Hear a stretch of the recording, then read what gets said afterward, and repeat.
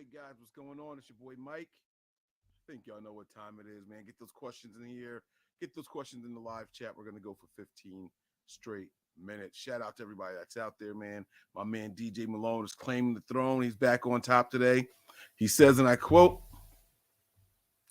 "Hey y'all, how's it going? Always a cordial gentleman, man. What's going on, DJ man? Things are going well so far, man. Another long day is coming to an end here on the East Coast, man. It is midnight, and I am just happy to have made it this far, man. Just happy to have made it this far." He says, "How was your day? How was your day, fam?" It was good. I got no real complaints, work being work, and come home to what I consider a pretty good life. I'm having a pretty good day, man. Having a good day. What did y'all have for dinner? Oh, damn. My wife made spaghetti, man. This woman, oh, man, the way she makes the spaghetti, man, the onions and the peppers that she cuts up and puts inside of it.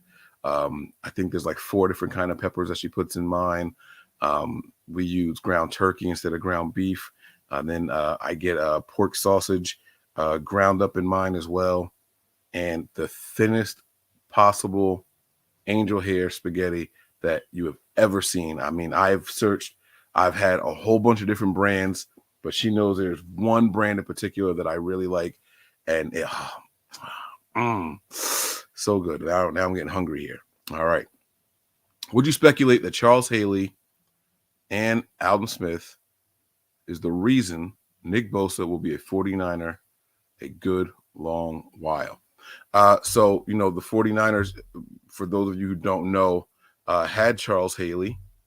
And by the way, shout out to Charles Haley. I'll let you guys hear from him really quick. This is Charles Haley. You're listening to Nothing But Niners. Shout out to Charles Haley there, was a 49er. And then he wasn't. And that was one of the biggest regrets of Eddie DeBartolo's tenure here. And then you move on and you get Alden Smith, and Alden Smith, things happen where he couldn't finish his career here as well. And I do think that the franchise has kind of learned its lesson where good pass rushers are hard to come by. You just don't let them go. So I know I could tell. Well, let me not put words in your mouth. Reading this question, it felt like you wanted to ask, will he be a Niner for life? But I do believe that he will get a first. Well, he already got the first, and he's about to get the second contract here. There's a part of me that believes he'll get a third one as well. At least maybe a restructure before the end of the second one. All right. He says here, I'm in a real bind, Mike.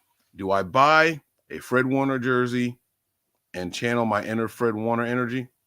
Do I get a Nick Bosa jersey and troll people with the potential Bosa shrug?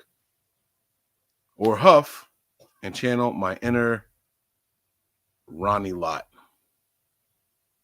Okay. Oh, you can't. I got stupid glasses on. You can't see my facial expressions. Wow, this is tough. I wouldn't go with Huff just yet. I don't think he's quite done enough. And I understand that the young man just had his Pro Bowl and all that. You got to be careful. You got to be cautious with those things. I'm going to turn my volume up a little bit just to make sure you guys can hear me well. I'm going to take Huff off of this list, and I'm going to talk about Fred Warner and then Nick Bosa. Fred Warner has already received. He's already received the second contract, right? Bosa's about to get it. So you kind of feel safe about both those guys. But I'm going to tell you guys something that probably no other 49ers content creator has ever said before. I think Fred Warner is more important to this 49ers defense than Nick Bosa. I think that there's been portions in games, there have been stretches of games where Nick Bosa is just MIA. He sets the edge fine. He plays the run well, doesn't do much as a pass rusher. Teams are going to eventually figure out how to neutralize him. But Fred Warner really keeps the entire thing running. I understand how important Nick Bosa is. And if we get some help opposite of him, he could be even more special. Let me be very clear what I'm saying. But that linchpin, that guy right in the middle, is Fred Warner. I would go with the Fred Warner guy. All right. Do you think, oh, sorry, this is from Nick Donald. Thank you, Nick.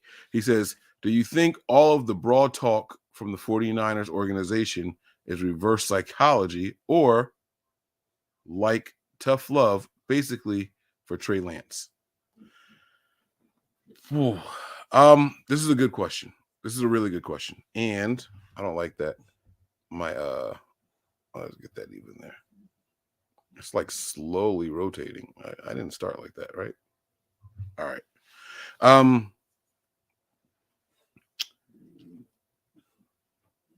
I honestly think that if I'm the 49ers, and let's just say I thought Trey Lance was the guy, I'm going to big up Brock Purdy.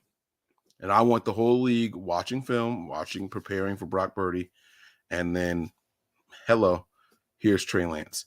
Now, if you're a smarter team, whoever we play week one, I'm praying it's the Eagles.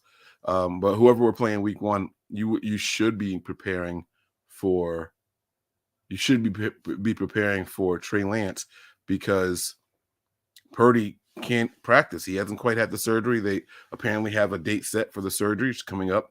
And 6 months from then is like the start of week one, right? How coincidental is that?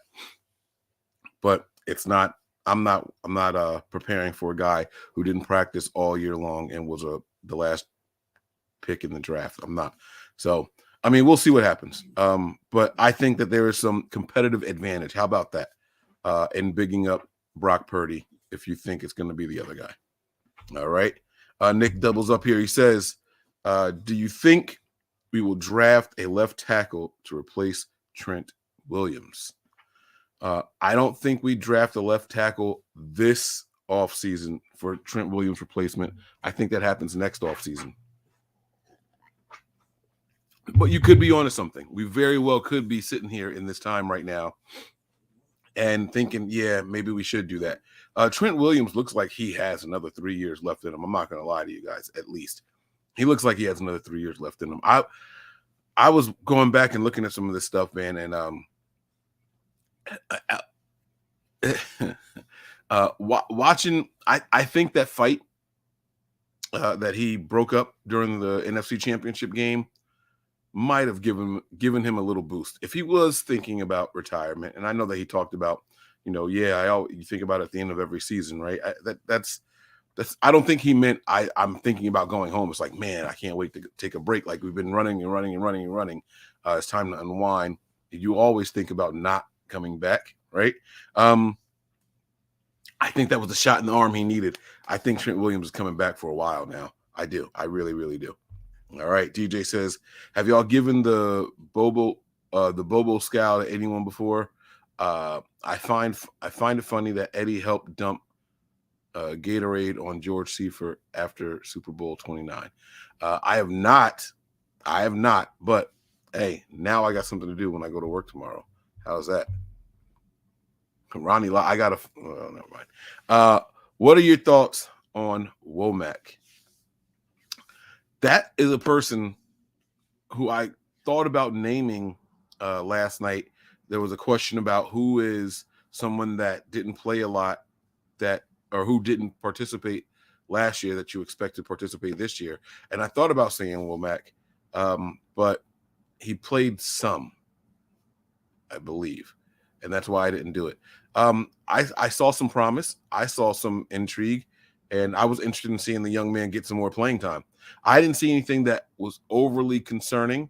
I'm a firm believer in you got to let these guys play. The problem is that the Niner fans don't have a lot of patience, and I think the coaching staff has even less. I think that if a guy's ceiling is up here, but his floor is way down here, and they have another guy who plays like this, like just somewhere in between safely all the time, I think the Niners staff really will just go with this guy just because he's just more balanced and more consistent. And sometimes you got to let the guys with that ceiling go ahead and get in there. But we'll see what they decide to do this year. All right. Good questions so far, guys. Keep them coming. All right. I appreciate you guys. Thank you all very much. Nick says here, do you think it's odd, or do you just think it's a coincidence that Brock Purdy is going to have his surgery Friday instead of Monday, since the legal tampering period is Monday? I think it's just a coincidence. I don't think his surgery, the tampering period, I don't think that it's going to have anything to do with each other. If this was something else other than a delay, we got to remember this, right? No matter what you think about Brock Purdy, what you think about Jimmy Garoppolo and all that, teams knew that Jimmy Garoppolo could play and be productive in the NFL. They didn't know how he was going to recover from that surgery, and nobody was going to touch him. And that's why the Niners couldn't really get a trade partner for him. And John Lynch and Kyle Shanahan have verified multiple times that they had not so much a trade in place, but they had lengthy conversations where they felt confident that Jimmy was going to be traded, and then the surgery happened on his shoulder, and that kind of derailed everything. Much like that, this is probably going to have some of those same repercussions. So if this was about if you were asking about maybe potentially trading Brock Purdy, if that's what you were getting at, and having those conversations sparked during the tampering period, then no, I don't think so. But he's not a free agent, and neither is Trey Lance, so there doesn't really do anything for the tampering period. All right, here we go. I like this. Ice Niner says start bench cut. All right, we're ready. Here we go. We've got 3 players here: Ricky Williams, Frank Gore, or Fred Taylor. Wow. All right, this is going to be pretty easy for me. You start, oh, man, I'm going to seem like a hater here, but I'm going to tell you guys the truth. You start Ricky Williams, you bench Fred Taylor, you cut Frank Gore. I don't want to explain myself. I'm moving on from that question, and hopefully nobody ever remembers that one. I'm probably going to get killed tomorrow for that. Damn, I wish that was like the last question so I could just end the show. It says, this is Pardon My Wave. What up, Mike? What's the one thing you feel is the first position we get in the draft to make us contenders to go back to the NFC Championship game? You know, this is a good question, but my thing is, buddy, we got to go through free agency first, right? The biggest hole for the 49ers right now is going to vary. It's going to vary. It depends on what you truly think it is, right? I think defensive line might be the biggest hole that this team has. And then after that, it probably goes to offensive line. Some people will have that flipped, and that's okay. That's all right. However, whichever one you have as a priority, you might not have as a priority after free agency. The Niners could address that. So it's really, really hard for me to answer this question right now. I think that if we get another good safety in the draft or a pass-catching tight end in the draft, I think that could really set us apart. I really think that either one of those, a playmaking safety or a playmaking offensive weapon, like such as a tight end or another dynamic running back, I think that could take us over the top into the moon. Absolutely. All right. JT says, what's up, Mike? What quarterback should the Niners get this year? I like Rivers. I would not touch Phillip Rivers. You couldn't pay me. I know that, sometimes time away helps people grow fond of someone. We've seen it happen before, time and time again. People forgot just how terrible Mitch Trubisky was when he played football for the Bears. He sat out a year or was benched, whatever it was, injury. I don't remember exactly what it was. Then he came back the following season, and you had teams like Pittsburgh paying good money for this guy. He was not a better option than Jimmy Garoppolo, but they were more comfortable taking him because he had just been out of sight and out of mind, and you forget how bad he was. I remember how bad Phillip Rivers was at the end of his career. And I don't care if he did want to come out of retirement and play for the 49ers for free. I wouldn't touch him. I would not touch him. I think that he's a downgrade from Brock Purdy. I think he's a downgrade from Trey Lance, and I think he's a downgrade from a guy like Mike White even. So I wouldn't touch him. All right. As far as who I would go and get, I mean, if we're doing a wish list, right? I would like to see a guy like Huntley here, or a guy like he just got that tag, right? But a guy like Lamar Jackson, like that. Those are wish list guys, but I don't know who the real name is going to be. I would not want to see Nick Mullins. I've seen him here already. I know some people out there trying to convince you that they want to see Matt Ryan here. You don't want to see Matt Ryan here either.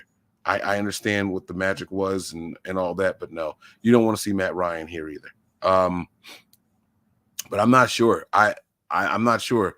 There's some guys in the draft I'm sure that we'll start to talk about when that time comes. So I'm not sure. I just want to get a confident, competent guy.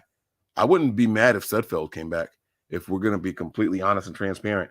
Nate Sudfeld, every time I watch camp videos this past offseason,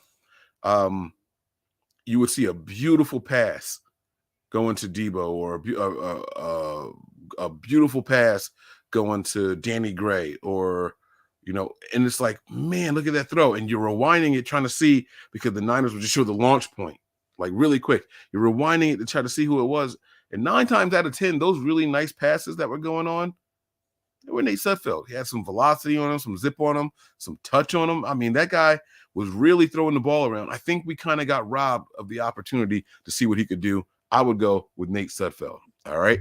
That's going to do it, though, guys. I appreciate you all for jumping in here. You guys have been phenomenal. I thank you all for your time, your cooperation, and more importantly, your consideration for watching this channel. You guys are great. Like, subscribe, tell somebody about us, and I'll see you guys same time, same place tomorrow. Peace.